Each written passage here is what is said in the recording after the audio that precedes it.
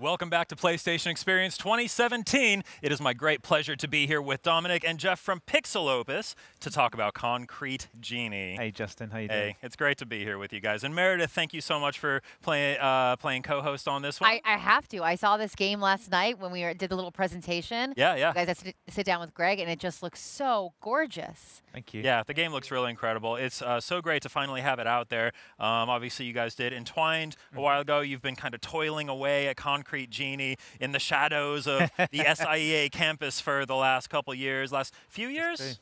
Yeah. Yeah. We are coming up on 3 years on this, so it's been a substantial investment. Yeah. We've given a lot of time. Well, the game looks absolutely gorgeous. We actually have some gameplay footage here that we can take a look at. You guys actually just showed off some gameplay last night. Yeah, we announced the game in Paris, which was super exciting. You were there. Yeah. And one of the questions that we got asked a lot was, so how does the painting actually work? And we thought that PSX would be a great place to debut the painting live for the first time. And so Jing, our designer, is over there painting away. Oh, great. And what we wanted to kind of show and emphasize is how easy it is to make something beautiful in the game. And one of our most important player fantasies is making anybody feel like they could be an artist. And so we use the motion controller and the DualShock 4, which is a really accessible and intuitive way to do it, to guide that cursor around. And then we take the marks and the strokes that you leave in the world and grow them into something beautiful. And there's a whole selection of brushes that you find as you play through the game, and each of them behaves a little bit differently. And there's a lot of nuance to them, but they're really easy to use. So we try and give them a lot of depth for you to discover over time. Oh yeah. Well, I will be the true test of how accessible this mechanic is, because I cannot draw to save my life. I couldn't draw my way out of a paper bag. So we'll see. I'm really looking forward to getting my hands on it for myself. I just love the idea that you're actually using the controller. It's not like you're moving sticks or like that. I think that does make it more accessible to people because it's such an organic thing to do. You're like, oh, I want the branch to go this way. You know when you were a little kid and you would like play video games for the first time, and every time you wanted to jump, you would do this with it, or maybe that was just me, I don't know. But I feel like that's such an intuitive thing. We're like, I want the branches to grow this way. That's exactly It's right. a brilliant idea. Yeah, we very much wanted them to feel like they're animated and like they're coming alive, so each stroke has life. Rather than they're not very much not stickers, but animated strokes. How many different prototypes of this mechanic did you guys go through before you landed on this iteration? Oh, that's a good question.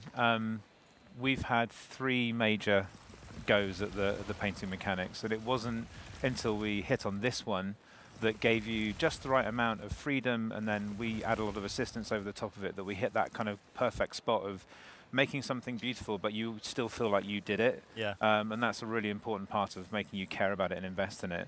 But yeah, this is our third run at those mechanics. Oh, wow. And I'd say one of the other big breakthroughs that kind of made it all fall into place was making sure that you could paint anywhere in the world.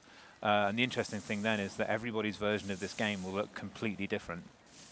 Wow, so everything we're seeing here, this was a blank wall when we started this segment, right? Yeah. That's impressive. I just love the idea that we're taking, if you look at this landscape, it's like, almost looks like this like grungy, like old London, you know, like we're at the turn of the century. Everything's really gray and gritty. And we're adding all this beautiful color and taking something that's like so dark and almost scary looking and turning it into something gorgeous. Yeah, we actually had multiple iterations on the world as well. And we knew that the environment needed to have a certain look that would be a good backdrop for that. So that the color really pops, but you feel the sense of satisfaction of making it look bright and colorful. But that being said, the world itself still has this kind of eerie, mysterious, beautiful vibe that makes you want to explore it in its own way as well. Yeah, we wanted the world to feel very, very handcrafted, so there's a lot of attention to detail. So it was important to get just the right size for the city so that the team could go in there and really make sure that it was the right quality. So yeah, I love the creative aspect of this, and I'm completely sold on it. But what makes this a game? What is your what's your gameplay loop? What's it feel like when you actually settle down to start playing it? Good question. So this is just one small part of it. It's a key mechanic in the game, but it really is a fully featured third-person action adventure game. Ah, okay. And one of the most important themes in the game is bullying. And so that obviously lives in the gameplay too. And there's a bunch of kids in the neighborhood that are kind of giving Ash a hard time. And so they exist in the world as AI, and they put pressure on you and chase you around while you're trying to paint and make the place beautiful. And then another really important part of the gameplay loop is the creatures that you make. And there's puzzles in the world that kind of block your progress. and you have to make creatures that have different abilities to help you solve these puzzles. And so how you paint them affects their personality, and then the colors that you pick give them different abilities as well. So if I paint a red creature with a red body, he has fire abilities. Or if I paint one with a yellow body, they have electricity as their kind of superpower. And then you kind of collaborate with the creatures and guide them around and solve puzzles together. Great. Now, are there certain times where you have to do a specific picture on a specific wall to unlock something, or are you really just free-form painting wherever you like? Good question. We used to be that specific, but now what we do is we let you do have to paint in certain specific places. There's some kind of magically resonant places where you have to do a certain painting, but how you paint it is still completely up to you. Nice. So we never judge your painting. We never say you're doing it wrong or that's not good enough. Or you might say that when I start playing. Like I said. Because we want to make sure that nobody feels like they can't experiment and have fun with it. So like this purple glow that we're seeing, is that one of those areas where you know you need to paint something there? That's actually one of our other themes in the game, which is the town is polluted. So one of the reasons that it's practically abandoned, this fishing village, is that there's been some kind of environmental disaster that's killed all the wildlife locally and made people move away from the town. And Ash discovers that his magic paint can actually cleanse and clean that off. And so, yeah, those are part of the gameplay loop too. So are there, internally, when you guys are building the game, are there moments where someone will say, you have to see this thing that I just painted in the game, it came out great. Do you guys like share your creations with one another? That's exactly right. Yeah. That is literally exactly what really? happens. Because it's you don't know until you start painting with it how everyone's going to use it. Yeah. And I can remember having reviews with Scott Rhodey and Connie and Ken Inagaki. And one of the things that they love about games that require the player to kind of have some agency in what they create is using things in unexpected ways. Yeah. And so we've made sure that you can use them however you want. So you might consider this a traditional use of the tree and the grass, but you can have the grass in the ceiling, you can have the plants hanging upside down, you can have 10 moons in there or just one. And so, yeah, it's a good opportunity to let people kind of run wild. And once we put those things into the build and we let the team play with it or other people on the floor at Sony, you never really know until you see people experimenting how it's going to turn out.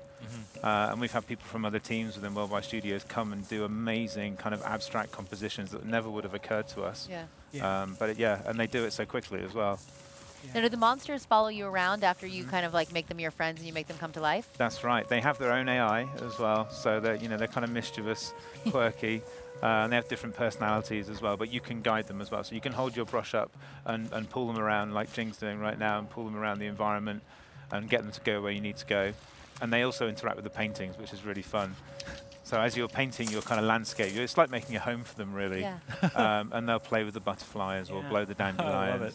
Yeah, even how you paint them changes their animation. So if you paint a quadruped, paint them horizontally, they'll act more like a quadruped would. They'll howl at the moon and run a unique set of animation. So yeah, we basically look at whether you've done a more horizontal or a more vertical stroke for the body, and Jing's doing what will probably hopefully turn into a dog-like creature. Whatever it is, it looks cool. Yeah, they react to each other and to the world. Yeah. So there's a lot of unexpected things that happen when they run their AI. There we go. We got some new friends. Yeah. Look at them.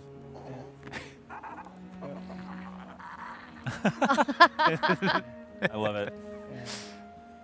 So you guys are a pretty small team. I think you mentioned 14 people? There's 14 core team members, and we have a couple of other interns and contractors at some given time, depending on what stage we're at. But That's yeah, incredible. We're small. Yeah. 14 people. It's amazing to see what a small team like you guys can do when you have so much heart, so much passion for what you're doing. And time as well. I think it says an awful lot that we have the support from the company to spend this much time in getting something right. But yeah, I believe we're the smallest first-party team globally in PlayStation. Wow. Really? Yeah. Wow. Well, you guys are somehow with the smallest team, you're making the game that I am probably most excited for. That's great to hear. And I love the shirts. I know you guys debuted those shirts last night. Yes. Did you get one yesterday? No, there was a crowd as we were walking out. They were swarming all the tables. I'll have to. I will get one for you. Wonderful. We'll make sure that you guys have. Really, really beautiful. I love the art design. Awesome. That was done by Lansing, our character illustrator. Yeah. Oh, nice. Yeah. So one other thing I wanted to touch on is the soundtrack. because there was the reveal trailer, which had this beautiful song, which we actually revealed on PlayStation's SoundCloud page. If you go there, you can listen to that track from the reveal trailer. It's beautiful. Who's working on the music? So we are really fortunate to be working with Sam Marshall again. And Sam was the composer that we worked with on Entwined. And, you know, it's quite a luxury for us being at the head office, because we get to work with the sound department intimately from the very beginning of the game. And Sam this time is our audio director as well as our composer, and he's been with us right since the very beginning of the project. And it's great because you can have the music and the design influence each other.